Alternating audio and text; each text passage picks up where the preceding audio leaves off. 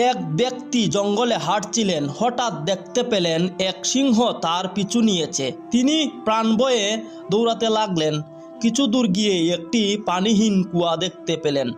তিনি চোখ বন্ধ করে দিলেন। ঝাঁপ পড়তে পড়তে তিনি একটি ঝুলন্ত দড়ি দেখে তা কাপড়ে ধরে ফেললেন এবং ওই অবস্থায় ঝুলে রইলেন। উপরে চেয়ে দেখলেন কুয়ার মুখে সিংহটি তাকে খাওয়ার অপেক্ষায় দাঁড়িয়ে আছে। নিচে চেয়ে দেখলেন বিশাল বড় এক সাপ তার নিচে নামার অপেক্ষায় চেয়ে আছে। বিপদের উপর আরো বিপদ হিসেবে দেখতে পেলেন একটি সাদা আর আরেকটি কালো ইঁদুর তার দড়িটি কামড়ে চিরে ফেলতে চাইছে। এমন হিমশিম অবস্থায় কি করবেন যখন তিনি বুঝতে পারছিলেন না, তখনই হঠাৎ তার সামনে কুয়ার সাথে লাগানো গাছে একটা মৌচাক দেখতে পেলেন। তিনি কি মনে করে সেই মৌচাকের মধুতে আঙ্গুল ঢুকিয়ে